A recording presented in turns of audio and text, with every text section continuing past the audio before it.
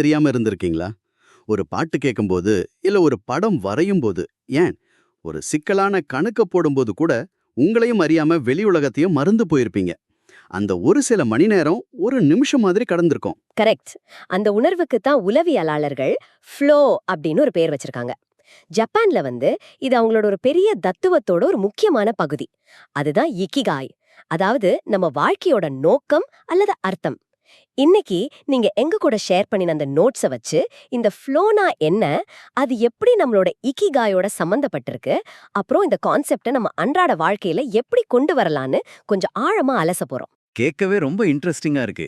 சரி, வாங்க ஆரம்பிக்கலாம். முதல்ல இந்த ஃப்ளோங்கிற விஷயத்தை சரியா புரிஞ்சுக்க உங்க நோட்ஸ்ல இருந்தே சில நிஜ வாழ்க்கை உதாரணங்களோட ஆரம்பிக்கலாம்.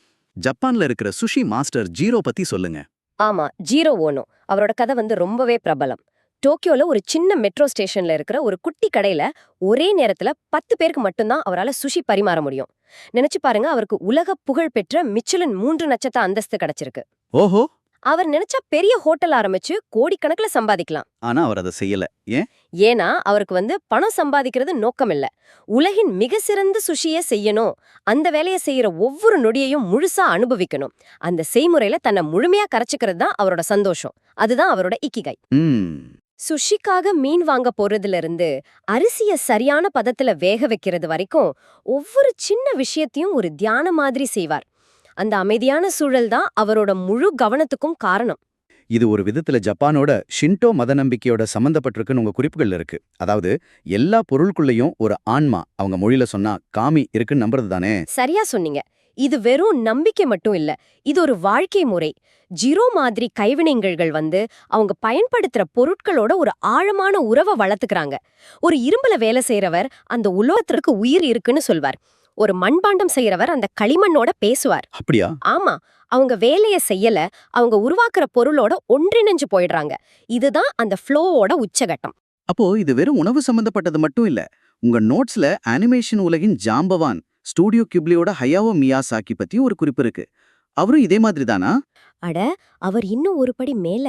இன்னைக்கு தேதிக்கு அவர் 1990கள்ல வந்த ஒரு செல்போனை தான் பயன்படுத்துறார். ஓ! தன்னோட ஸ்டுடியோல கம்ப்யூட்டர் கிராபிக்ஸ முடிஞ்ச வரைக்கும் தவிர்த்து எல்லாரையும் கையால வரைய சொல்வார். ஏன்னா அந்த பென்சிலுக்கும் பேப்பருக்கும் உள்ள தொடர்புல தான் உண்மையான கலை இருக்குன்னு நம்புறார். அந்த வரைபடத்துல தான் உயிரே கொடுக்கறார். அவர் ஓய்வு பெறத அறிவிச்சது பத்தி ஒரு சுவாரஸ்யமான கதை இருக்கே. ஆமா, அவர் பல தடவை ஓய்வு பெறறதா சொல்லிருக்கார். கடைசியா ஒரு தடவை அறிவிச்சிட்டு ஒரு பெரிய பிரஸ் மீட் எல்லாம் வச்சார். எல்லாரும் சரி, இவரோட சகாப்தம் முடிஞ்சதுன்னு நினைச்சாங்க. ஆனா அடுத்த நாள் காலையில எல்லாரும் ஸ்டுடியோக்கு வந்தா இவர் மட்டும் தனியா ஒரு மூலையில உட்காந்து அடுத்த படத்துக்கான கேரக்டரை வரைஞ்சிட்டு இருந்தாராம். ஆச்சரியமா இருக்கே. அவரோட சக ஊழியர்களுக்கு என்ன சொல்றதுன்னே தெரியல. அப்பதான் அவர் சொன்னார், நான் சாகர வரையும் வரைஞ்சிட்டு தான் இருப்பேன்னு. வேலைங்கிறது அவரோட வாழ்க்கையோட ஒரு பகுதி இல்ல, அதுதான் அவரோட வாழ்க்கையே. கேட்கவே மெய்சில் இருக்குது. ஐன்ஸ்டைன் கூட இப்படித்தானே. அவருக்கு இயற்பியலும் வயலின் வாசிக்கிறதும் 2 இக்கிகாயா இருந்துச்சுன்னு சொல்லுவாங்க. ஒரு சிக்கலான சமன்பாட்டுல மூழ்கி இருக்கும்போதும் வயலின் வாசிக்கும் போதும் அவர் இந்த ஃப்ளோ நிலையில தான் இருந்திருக்கார். உண்மைதான். ஐன்ஸ்டீன், முரகாமி மாதிரி பல படைப்பாளிகள் அவங்களோட இந்த ஃப்ளோ நேரத்தை பாதுகாக்க வெளி உலகத்துல இருந்து தங்களை துண்டிச்சுக்குவாங்க. ஏன்னா அந்த நேரத்துல தான் அவங்க உண்மையிலேயே உயிர்ப்போட உணர்றாங்க. ஒரு நிமிஷம், இங்க தான் எனக்கு ஒரு சின்ன சந்தேகம் வருது. ஜீரோ சுஷி செய்யறது, மியாசாக்கி படம் வரையறது, ஐன்ஸ்டீன் ஆராய்ச்சி செய்யறது, இதெல்லாம் அவங்களோட பேஷன். அவங்க அதுல ஃப்ளோ ஆவறதுல ஆச்சரியம் இல்லை. ஆனா துணி துவைக்கிறது, பாத்திரம் கழுவுறது, வீட்டை சுத்தம் செய்யறது மாதிரி நமக்கு எரிச்சல் ஊட்டுற சலிப்பான வேலைகள்ல எப்படி இந்த ஃப்ளோ நிலையை அடைய முடியும்? நேத்து ராத்திரி கழுவாத பாத்திரத்தை தேய்க்கும்போது எனக்கும் அதே மாதிரி ஒரு ஞானம் கிடைக்கும்னு சொல்றீங்களா? அது கொஞ்சம் ஓவரா தெரியலையா? நல்ல கேள்வி. இதுதான் நம்மள் பலருக்கும் இருக்கிற சந்தேகம். நிச்சயமா முடியும். அதுக்கு தான் மைக்ரோ ஃப்ளோ அப்படின்னு ஒரு கான்செப்ட் இருக்கு. அதாவது சின்ன சின்ன சலிப்பான வேலைகள்லயும் ஒரு விதமான ஈடுபாட்டையும் சந்தோஷத்தையும் கொண்டு வருது. உங்க நோட்ஸ்லயே இதுக்கு ஒரு அருமையான உதாரணம் இருக்கு. டோக்கியோ சூப்பர் மார்க்கெட்ல வேலை செஞ்ச அந்த லிஃப்ட் ஆபரேட்டர் பெண். ஆமா, ஞாபகம் இருக்கு. அவங்க வேலையே லிஃப்ட் பட்டன் அழுத்துறது மட்டும்தான். ஆனா அவங்க அதை அப்படி பார்க்கல. ஒவ்வொரு தடவையும் கஸ்டமர்ஸ் உள்ள வரும்போதும் ஒரு பாட்டு பாடுற மாதிரி ஒரு இனிமையான குரல்ல அவங்கள வரவேற்று ரொம்ப அழகா கையசச்சு தேநீர் கொடுக்கற ஒரு நடன கலைஞர் மாதிரி அந்த பட்டனை அழுத்துவாங்களாம். ஓ! அந்த போரான வேலைய அவங்க ஒரு கலை நிகழ்ச்சியா மாத்திட்டாங்க. அவங்க வேலைய மாத்தல, வேலைய அணுகுற விதத்தை மாத்திட்டாங்க. இதுதான் மைக்ரோஃப்ளோ. வாவ்! இப்ப புரியுது. நம்ம வேலைய நாம எப்படி பார்க்கறோங்கிறதுல தான் எல்லாமே இருக்கு. உங்க குறிப்புகள்ல பில் கேட்ஸும் தினமும் இரவு பாத்திரம் கழுவாருன்னு படிச்சேன். ஆமா, அது அவருக்கு மனசை ரிலாக்ஸ் பண்ண உதவுதுன்னு சொல்றாரு. அதுலயும் ஒரு சிஸ்டம் வச்சிருக்காராம். ஒவ்வொரு நாளும் ஒரு குறிப்பிட்ட வரிசையில தான் பாத்திரங்களை கழுவாராம். முதல்ல தட்டுகள், அப்புறம் ஸ்பூன்கள், அப்புறம் ஃபோர்க்குகள்னு. சரி சரி. ஒவ்வொரு தடவையும் போன தடவைய விட இன்னும் சிறப்பா, இன்னும் வேகமா எப்படி செய்யறதுன்னு தனக்கு தானே ஒரு சின்ன சவால் வச்சுக்குவாராம். அந்த சின்ன சவால் தான் அந்த சாதாரண வேலைய ஒரு ஃப்ளோ அனுபவமா மாத்துது. நோபல் பரிசு வாங்கின இயற்பியலாளர் ரிச்சர்ட் ஃபெய்ன்மேன் பத்தியும் ஒரு கதை இருக்கு. ஆமா, ஃபெய்ன்மேன் ஒரு சுவாரஸ்யமான ஆள். சிக்கலான இயற்பியல் புதிர்கள்ல மூளை கசங்கி போகும்போது அவர் என்ன செய்வார் தெரியுமா? ஆபீஸ்ல ஏதாவது பெயிண்ட் அடிக்கிற வேலை இருந்தா அதை இழுத்து போட்டுக்கிட்டு சிரிச்ச முகத்தோட செய்வாராம். அப்படியா?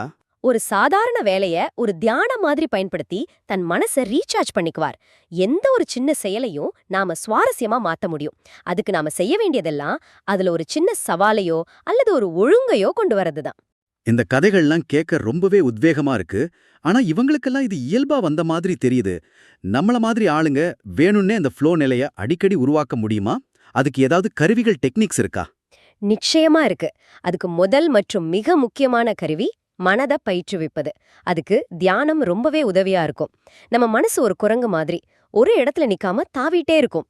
குறிப்பா இந்த ஸ்மார்ட் போன் காலத்துல நோட்டிபிகேஷன்கள் நம்ம கவனத்தை நிமிஷத்துக்கு நிமிஷம் செதறடிக்குது. ரொம்ப உண்மை. தியானம்னா மனச அமைதிப்படுத்தணும், எந்த எண்ணமும் வரக்கூடாதுன்னு சொல்வாங்களே, அது ரொம்ப கஷ்டமாச்சே. அது ஒரு தவறான புரிதல். ஒரு நாளைக்கு நமக்கு சுமார் 60,000 எண்ணங்கள் வருதுன்னு சொல்றாங்க. அத நிறுத்தவே முடியாது. தியானத்தோட நோக்கமே அந்த எண்ணங்களோட சண்டை போடாம அது வானத்துல போற மேகம் மாதிரி வந்துட்டு போறத வேடிக்கை பார்க்கறது தான். ஓஹோ, சரி. உங்க கவனத்தை உங்க சுவாசத்துல மட்டும் வைக்கும்போது மெதுவா உங்க கவனம் சிதறாம ஒருமுகப்படுத்த கத்துக்குவீங்க. இதுதான் ஃப்ளோ நிலைக்குள்ள போறதுக்கான முதல் படி. 1988 ஒலிம்பிக்ல வில்வித்தையில தங்கம் ஜெயிச்ச தென்கொரிய வீராங்கனை தன்னோட பயிற்சியில மிக முக்கியமான பகுதியே தினமும் 2 மணி நேரம் தியானம் செய்யறது தான் சொல்லியிருக்காங்க. அந்த ஒருமுகப்படுத்தப்பட்ட கவனம் தான் அவங்களுக்கு வெற்றியை தேடி தந்திருக்கு. கரெக்ட். அடுத்த முக்கியமான கருவி சடங்குகள், அதாவது ரிச்சுவல்ஸ், பழக்க வழக்கங்கள். ஜப்பானிய கலாச்சாரத்துல ஒரு விஷயத்தோட இறுதி முடிவை விட அதை செய்யற செய்முறைக்கு தான் அதிக முக்கியத்துவம் கொடுப்பாங்க. நாம ஒரு பெரிய இலக்க நிர்ணயிச்சுட்டு அதை அடைய முடியாம மலைச்சு போய் நின்னுடுறோம். ஆமா, அது நடக்குது. ஆனா அந்த இலக்க சின்ன சின்ன படிகளா தினசரி செய்யக்கூடிய சடங்குகளா பிரிக்கும்போது அது ரொம்ப எளிதாகிடும். உதாரணமா, ஒரு புத்தகம் எழுதணும்னு நினைக்கிறத விட தினமும் காலையில 1 மணி நேரம் ஒரு கப் காஃபியோட உட்காந்து 500 வார்த்தைகள் எழுதுவேன்னு ஒரு சடங்கை உருவாக்கிக்கிறது மாதிரி சொல்றீங்களா? பிரமாதம், சரியா சொன்னீங்க. அந்த சடங்கு நமக்கு ஒரு தெளிவான கட்டமைப்பை கொடுக்குது. என்ன செய்யணும், எப்படி செய்யணும்னு ஒரு வரைமுறை இருக்கும்போது மூளைக்கு குழப்பம் இல்ல. அது நேரா ஃப்ளோ நிலைக்குள்ள போயிடும். அதனாலதான் சொல்றாங்க, இலக்குகளை விட சடங்குகள் முக்கியம்னு. மகிழ்ச்சிங்கிறது இலக்க அடையறதுல இல்ல, அந்த பயணத்துல அந்த சடங்குகளை செய்யறதுல தான் இருக்கு. தியானம், சடங்குகள் இதெல்லாம் மனசுக்கு நல்லது, நம்ம வேலையை சந்தோஷமா செய்ய உதவும், இது வரைக்கும் புரியுது. ஆனா உங்க நோட்ஸ்ல இதுதான் நீண்ட ஆயுளுக்கும் ரகசியம்னு ஒரு பெரிய கிளைம் இருக்கு. ஒரு வேலையில சந்தோஷமா இருக்கிறதுக்கும் 110 வயசுக்கு மேல வாழ்றதுக்கும் என்ன சம்பந்தம்? இது ரொம்ப பெரிய கனெக்ஷனா தெரியுதே. இதுதான் இந்த விஷயத்தோட உச்சபட்சமான ஆச்சரியம். ஆமா, இது ஒரு பெரிய கிளைம் தான். ஆனா அதுக்கான ஆதாரங்கள் 110 வயசுக்கு மேல வாழ்ற சூப்பர் சென்டினேரியன்கள் கிட்ட இருந்து கிடைக்குது. இவங்க கிட்ட அவங்களோட நீண்ட ஆயுளோட ரகசியம் என்னன்னு கேட்டதுல இருந்து கிடைச்ச பதில்கள் ரொம்பவே எளிமையானவை, ஆனா ஆழமானவை. ஓகே, சொல்லுங்க கேக்கலாம். 117 வயசு வரைக்கும் வாழ்ந்த மிசாவோ ஒக்காவா என்ன சொன்னாங்க? அவங்க சொன்னது ரொம்ப சிம்பிள். நல்லா சாப்பிடுங்க, நல்லா தூங்குங்க, நீங்க நீண்ட காலம் வாழ்வீங்க. முக்கியமா ரிலாக்ஸ் பண்ண கத்துக்கோங்க அப்படின்னு சொன்னாங்க. அவங்க கிட்ட ஒரு நிருபர் உங்க ரகசியம் என்னன்னு கேட்டப்போ சிரிச்சுக்கிட்டே எனக்கும் அது தெரியலையே அப்படின்னு சொன்னாங்களாம். அந்த மனநிலை, அதாவது வாழ்க்கையை ரொம்ப சீரியஸா எடுத்துக்காம பதட்டப்படாம இருக்கிறது தான் அவங்க சொல்ல வர்ற விஷயம். சரி, அடுத்ததான் மரியா கபோவில்லா, 116 வயசு. அவங்க என்ன சொல்றாங்க? அவங்க நான் என் வாழ்நாள்ல இறைச்சியே சாப்பிட்டதில்லன்னு சொல்றாங்க. அது அவங்களோட தனிப்பட்ட பழக்கம். ஆனா அதை விட முக்கியமா அவங்க 107 வயசுல ஒரு பேட்டி கொடுக்கும்போது கூட தனக்கு பிடிச்ச வால்ஸ் நடனத்தை இன்னும் ஆட முடியும்னு சொல்லி அங்கேயே ஆடி காமிச்சாங்களாம். கடைசி வரைக்கும் உடலை சுறுசுறுப்பா வச்சிருந்திருக்காங்க. வரலாற்றிலேயே அதிக காலம், அதாவது 122 ஆண்டுகள் வாழ்ந்த ஜீன் கால்மெண்ட், அவங்க நகைச்சுவை உணர்வு பத்தி சொல்லுங்க. அவங்க ஒரு அற்புதமான பெண்மணி. 120வது பிறந்த நாள் அன்னைக்கு எனக்கு கண் சரியா தெரியல, காது சரியா கேட்கல, உடம்பும் சரியில்லை, ஆனா மத்தபடி எல்லாம் நல்லா இருக்கு அப்படின்னு ஜோக் அடிச்சாங்களாம். அந்த பாசிட்டிவான நகைச்சுவையான மனப்பான்மை மன அழுத்தத்தை குறைச்சு அவங்களோட ஆயுள நீட்டிக்க உதவி இருக்கு. கடைசியா 114 வயசு வாழ்ந்த வால்டர் ப்ரூனிங் அவர் சொன்னதுதான் எனக்கு ரொம்ப பிடிச்சிருந்தது. உங்க மனசையும் உடலையும் வேலையில வச்சுக்கோங்க, நீங்க நீண்ட காலம் இருப்பீங்கன்னு சொல்லியிருக்காரு. ஒருத்தரோட ஆலோசனையும் மேலோட்டமா பார்க்கும்போது வேற வேற மாதிரி தெரியலாம். ஒருத்தர் ரிலாக்ஸ் பண்ண சொல்றார், இன்னொருத்தர் வேலை செய்ய சொல்றார். ஆனா இது எல்லாத்துக்கும் பின்னாடி ஒரு பொதுவான அம்சம் இருக்கு. நீங்க கவனிச்சீங்களா? ஆமா, கவனிச்சேன். அவங்க யாருமே சும்மா உட்கார்ந்திருக்கல. கடைசி நிமிஷம் வரைக்கும் ஏதோ ஒரு விதத்துல சுறுசுறுப்பா ஒரு நோக்கத்தோட மத்தவங்களோட ஒரு தொடர்போட இருந்திருக்காங்க. யாருமே ரிட்டையர் ஆகல. இதுதான் அந்த இக்கிகாய் இல்லையா? ஆப்சல்யூட்லி. இதுதான் ஜப்பான்ல ஓகினாவா மாதிரி இடங்கள்ல நீண்ட ஆயுள் விகிதம் அதிகமா இருக்கிறதுக்கு முக்கிய காரணம். அங்க இருக்கிற முதியவர்கள் தங்களுக்குன்னு ஒரு இக்கிகாய், அதாவது ஒரு நோக்கத்தை வச்சுக்கிறாங்க. அது தோட்ட வேலை பார்க்கறதா இருக்கலாம், பேர குழந்தைங்களை பாத்துக்கிறதா இருக்கலாம், இல்லனா அவங்க சமூகத்துல ஒரு சின்ன பங்களிப்பு செய்யறதா இருக்கலாம். ஆனா அவங்க கடைசி வரைக்கும் சமூகத்தோட இணைஞ்சு தங்களுக்கு ஒரு தேவை இருக்குன்னு உணர்றாங்க. அந்த உணர்வு தான் அவங்கள உயிர் போட வைக்குது. ஜப்பானிய கலைஞர் ஹோகுசாய் சொன்னது ஞாபகத்துக்கு வருது. என் 70 வயதுக்கு முன்னாடி நான் வரைஞ்சதெல்லாம் ஒண்ணுமே இல்ல. 100 வயசுல தான் நான் ஒரு அற்புதமான நிலையை அடைவேன். 110 வயசுல நான் வரைகிற ஒவ்வொரு கோடும் ஒவ்வொரு புள்ளியும் உயிருள்ளதா மாறும்னு சொன்னாராம். அந்த ஆர்வம், அந்த தேடல் முடியவே இல்ல. அதுதான் உண்மையான இக்கிகாய். ஓய்வு என்பதே இல்ல. ஆக நாம இன்னைக்கு பார்த்த விஷயங்களை தொகுத்து சொன்னா, ஃப்ளோங்கிறது ஒரு வேலையில நாம கரைஞ்சு போய் நேரத்தை மறந்து சந்தோஷத்தை அனுபவிக்கிற ஒரு நிலை.